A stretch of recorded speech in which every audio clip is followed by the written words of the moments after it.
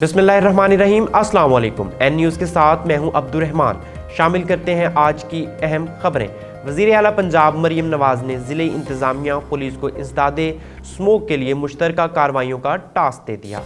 Deputy commissioner Vehari Imrana Tauqeer और DPO Mansoor अमान ने गाड़ियों और भट्टाजात के लिए मुश्तरका मुआयना किया और अपनी निगरानी में जिग जैग टेक्नोलॉजी के बगैर चलने वाले भट्टे मस्मार करवा दिए। पंजाब के दीगर शहरों की तरह चीचावतनी में भी मौसम सरमा की आमद के साथ ही मछली मार्केटों की रौनकें बहाल।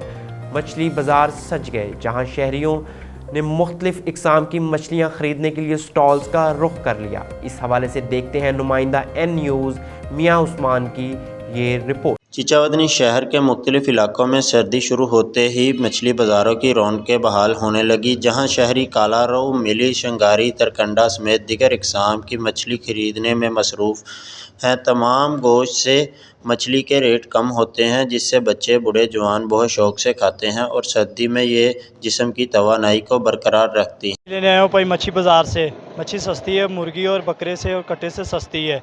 डॉक्टर साहब भी कहते हैं मच्छी खाओ, सेहत लिए अच्छी है। सर्दी आई है, दूसरे तीसरे दिन बाद मच्छी लेकर जाता हूँ। तो अल्लाह का फ़िशा आपसे मच्छी सस्ती मिल रही है, इधर आएँ आप भी ख़रीदें और बच्चों को खिलाएँ। मुर्गी से अच्छी है, मुर्गी बीमारी है, ये मच्छी अच्छी है। और हमारा रेट पूरे शहर से माकूल है, जिसमें ये बीफ हो गया, मटन हो गया, चिकन हो गया, इन सबसे सस्ता रेट है हमारा। तकरीबन 200, 250, 300, 400, 500, 600, 700 यहाँ तक फ़िश का रेट है। और रोहू मछली, शंगारी और कई किस्म की हमारे पास फ़िश हैं। ठीक है, ये है कि गरीब बंदा आसानी से इजी ले सकता है फ़िश।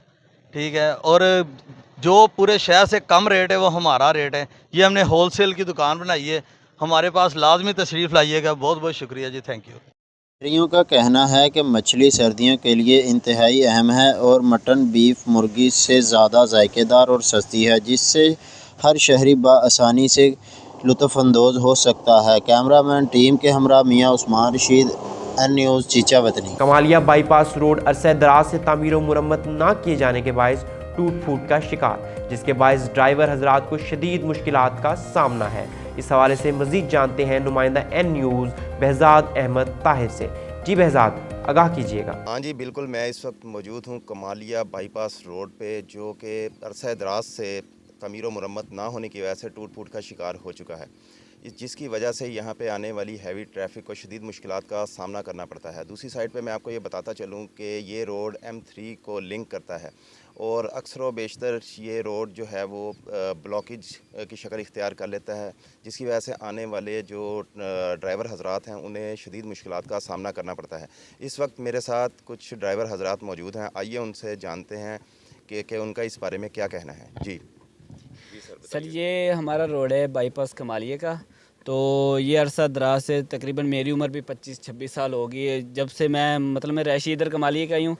जब से ये रोड बना है ये टूट फूट का शिकार है, ये टूटा फटा आप देख सकते हैं, ये खड्डे हैं। और जो ट्रालियाँ आ रही हैं ना, ये आप देखेंगे कि 1-2 और ट्रालियाँ ये बिल्कुल ब्लॉक हो जाएगा।